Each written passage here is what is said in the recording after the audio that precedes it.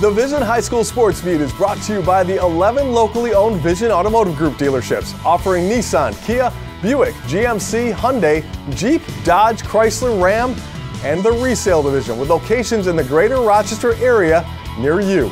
Visit visionauto.com.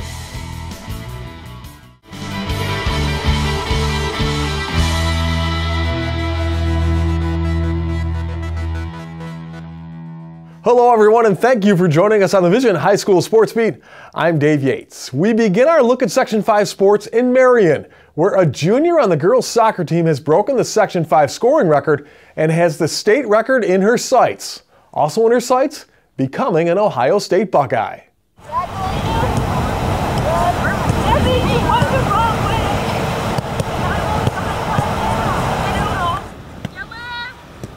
When it comes to setting goal-scoring records, Chloe DeLyser has a simple philosophy. I don't count them, I just score them. And boy does she score. The junior at Marion has already established the Section 5 record. She did that last year. And now she has her sights squarely set on the New York State mark. With 43 goals in the first month of the season, it looks like that is only a matter of time. She might not pay attention to them, but she knows those around her pay attention to the records. Well, I sort of look at it, but I'm going to say people of my community think about it way more than I do. I'm really more focused on states and stuff with my team. That team has gotten off to a perfect start, and while Chloe is a huge part of it, she also knows she can't do it alone. And she has the skills and the desire to see everyone around her get their share of the action. You know, she loves to set up her teammates. It's her, it's one of her favorite things to do. Try to get everybody in the team involved in the scoring, and she's just very fun to watch, very dynamic, skillful player with the ball. Oh, it's just been so much fun. Half of the team's my family members, and we're undefeated so far, and I really think that we could go all the way this year with this team. One of the reasons for the success of this team is the closeness. It's nice to have your cousin as the head coach and a few more relatives on the roster with you. It creates a unique bond and an extra source of motivation. The last year that we do, whether it's at the end of the game, before we go in, from practice, it's 1, 2, 3 family. Our motto is, play for each other, play for the girl in front of you, the girl behind you, the girl beside you. So it's definitely a family atmosphere. When Chloe leaves her Marion family behind, she will go on to become part of Buckeye Nation. She's already committed to attend Ohio State. So why Columbus? When it comes to her college choice, the bigger the better. Well, I go to a really small school, and I wanted to experience something way different than that, and that's what I'll get at Ohio State. Making her choice so early in her high school career has taken a lot of pressure off her last 2 years at Marion. She can concentrate on the present, not the future. Oh, it was a lot of relief, because going through the process is a lot of pressure. You're visiting, you're missing school, you have to make up schoolwork. But after you make it, it's so relieving. Now it's just getting big, getting ready for that. I think, the pressure's off of her, and, making that big choice, and now, it's all about having fun for her, and she's certainly doing that with her teammates this year. Her playing time with the Black Knights isn't the only thing that has gotten her to the level she is at. She also plays with one of the top travel teams in the region. I play for the Western New York Flash out of Buffalo, which is 2 hours, and we play for the ECNL, and we usually do about 3 trips. So I went to Texas, Florida, and New Jersey last year. Now, what's that like to go to, obviously you go to tournaments like that, you go to places like that, you're going against the caliber of players that you're going to be seeing when you're at Ohio State. Oh, it's so much fun. Soccer at that pace is just, there's nothing like it. She plays for the Western New York Flash and, the women's semi-pro team. She wants to get bigger, faster, stronger, and she's definitely a special player. She's been on the girls' varsity soccer team since 7th grade, and it's been, really fun having her, watching her, grow as a player, as an individual, as a person.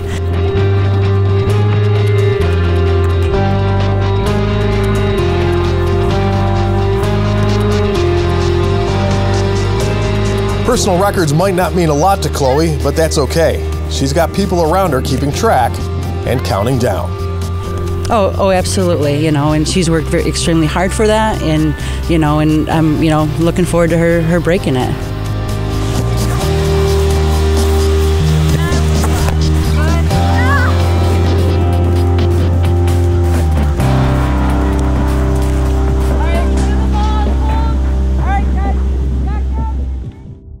Marion Black Knights have started the year 10-0 and outscored their opponents 77-2. Well, coming up, Paul Gotham joins us for the Dunkin Donuts High School Notebook. We've got that and more when the Vision High School Sports Beat returns.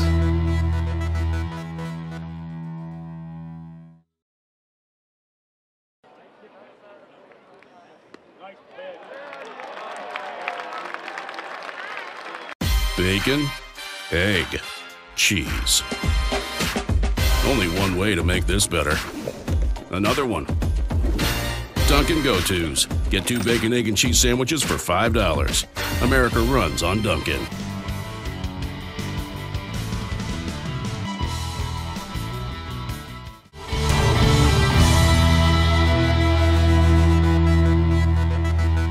And welcome back to the Vision High School Sports Beat. It's time now for the Dunkin High School Notebook, brought to you by Dunkin Donuts. America runs on Dunkin. Joining us as always is Paul Gotham from pickandsplinters.com. Paul, what's on the site this week? We're getting ready. We're into the last week of regular season for boys soccer, so we're going to ride through that, and then we'll have all the previews for sectionals and, of course, all the continued work with Section 5 football. Paul Liotti taking the lead on that. And now, Kevin Aklubja with our Rochester Amherst and RIT hockey coverage. We got a lot of stuff going on the site. Paul, let's start off talking about something that was supposed to happen a while ago, and some strings got pulled, some hoops got jumped through, and a lot of people doing a lot to make this game happen. Well, we talk a lot about people doing the right thing for kids. It's one thing to say it and another thing to do it. Ed Cavalier over at UPrep is a name that we need to know. UPrep, in order for this East Wilson game to happen, in order for that to occur, you have state regulations requiring 4 days between football games. That meant that UPrep had to move up their game against East and move back their game against Wilson. So they had to adjust their schedule twice in order to accommodate this happening. And it's Ed Cavalier is the head man over at UPrep now. He used to be an administrator at East, so it's great having those connections and knowing that those lines of communication can happen. But it's also great to see the right thing being done for kids in order for that game to happen. And that's a game that everybody, wants to see finished, because you got two of the best city programs going at it. Well, and it's funny because they move up the game against East. East didn't take it easy on them at all. They took care of business with UPrep, so that East moves in and they still have a chance for the RCAC crown. All right, fantastic. Now, we talked about Spencerport girls soccer recently. Boys now making some noise. Rumors of their demise is greatly exaggerated. The Spencerport boys starting out the season 0-2-1, including in there was an 8-1 loss to Churchville. And I think everybody was kind of putting dirt on their grave. Since then, they are undefeated in 6 games. They're now 7-3-1. They 5 shutouts during that stretch, including a 1-0 win over Churchville. So they come back from the 8-1 loss and turn it around. Tommy Etzler's group is getting momentum just at the right time as they go into sectionals here. That really speaks volumes about that group of kids and the coaching staff to be able to pull it back together like that. Well, the 8-1 and then turning that around to 1-0. I've seen Churchville play. They have 9 kids who have scored goals on that team. So they somehow bottled them all up and made that happen for that win. So a great win for Spencerport boys. All right, fantastic stuff as always, Paul. Looking forward to visiting pickandsplinters.com as soon as I get off the set here. We'll go check it out. We'll be back with more of the Vision High School Sports Beat right after this.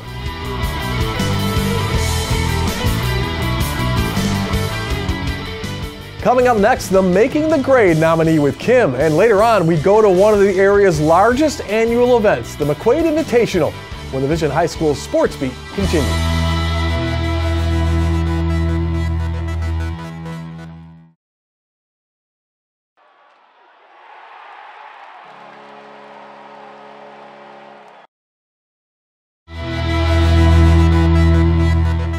Welcome back to the Vision High School Sports Beat. I'm Kim Burnson. Making the grade this week is Geneva junior Ryan Fishback.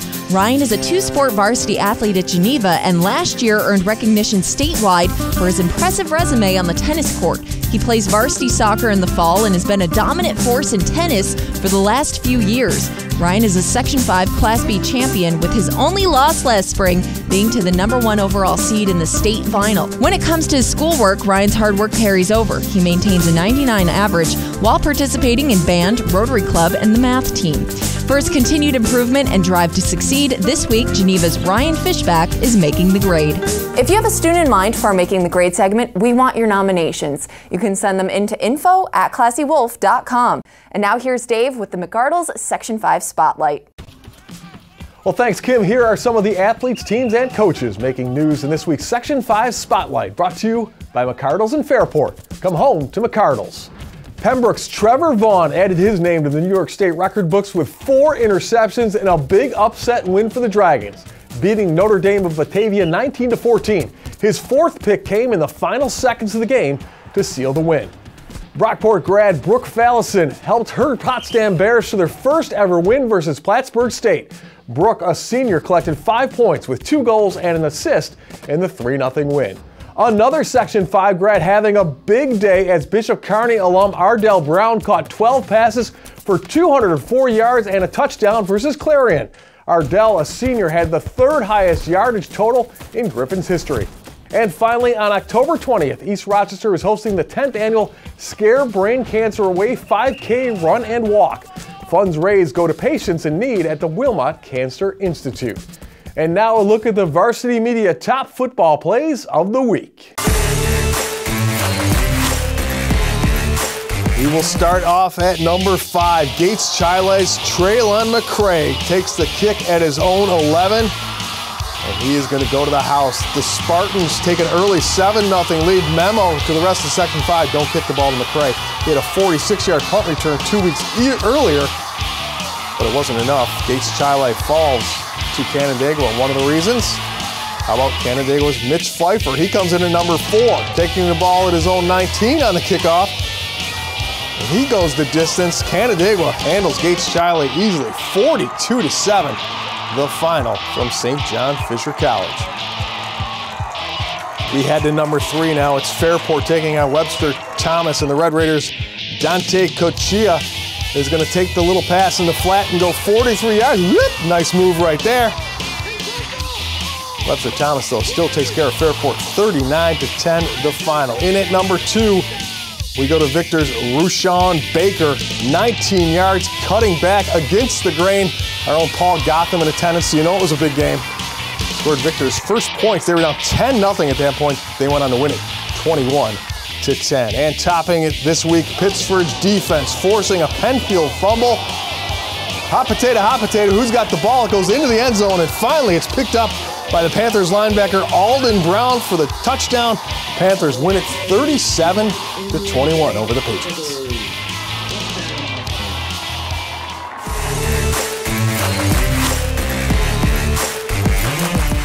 Up next, the McQuaid Invitational enters its 54th year with over 7,000 runners. We've got that story when the Vision High School Sports Beat continues.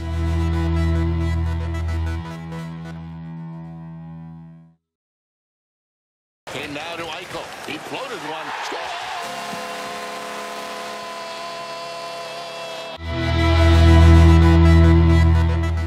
Welcome back, and thanks once again for joining us on the Vision High School Sports Beat.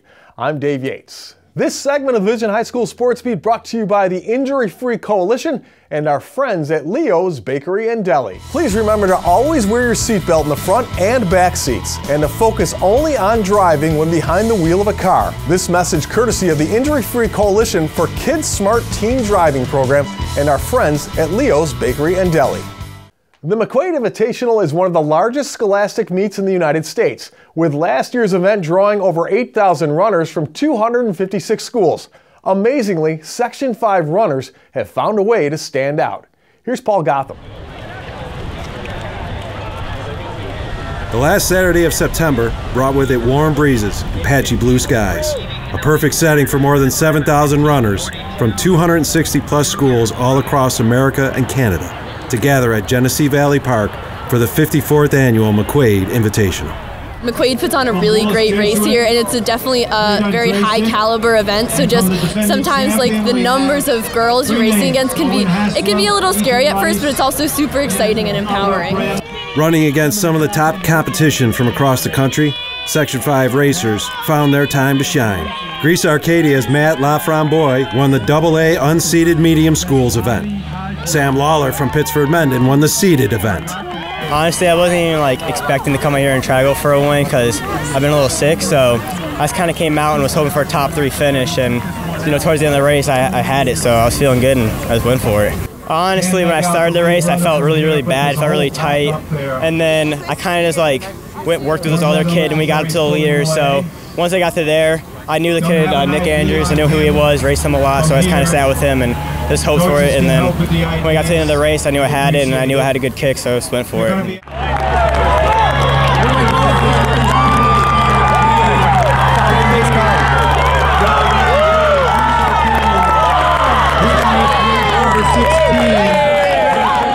Competitors who will meet again in the sectionals.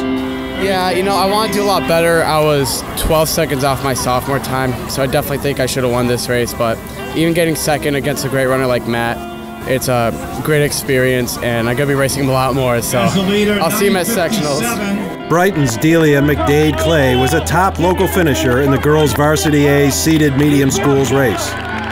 Competing against the likes of the top runners in the state, Clay finished 6th.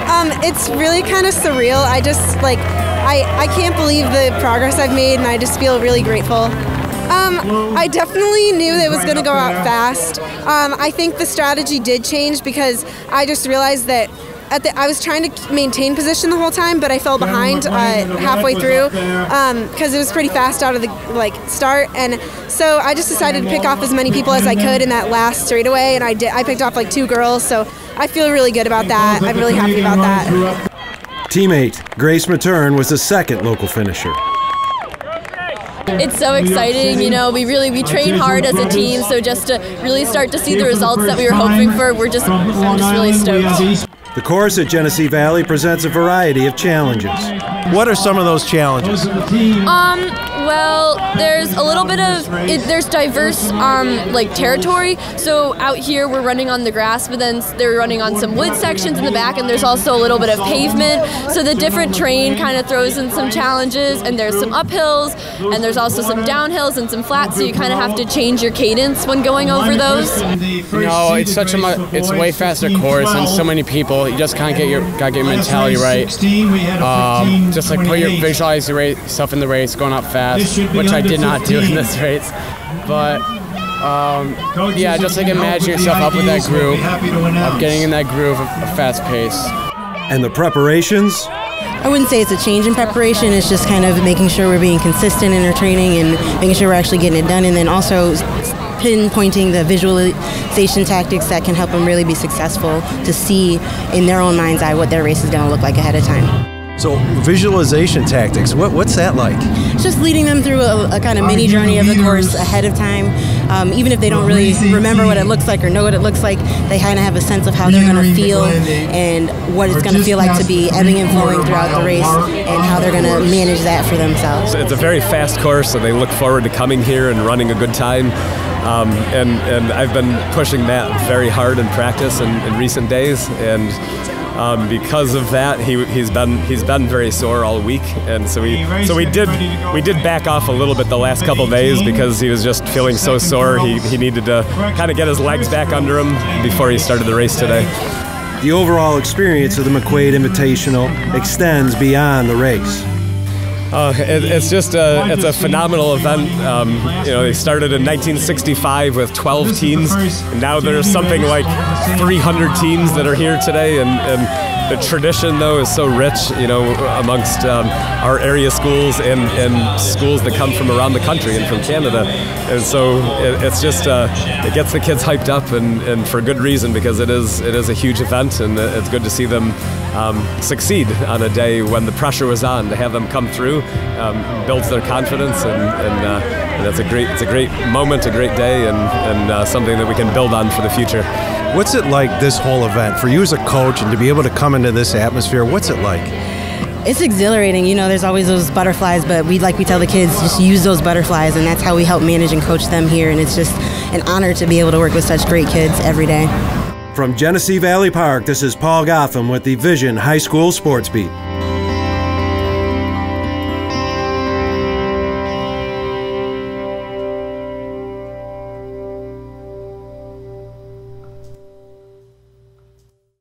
We'd like to thank our sponsors, especially the 11 dealerships in the Vision Automotive Group, for making this Sports Beat possible. Thanks for watching. We'll see you again next week with the Vision High School Sports Beat.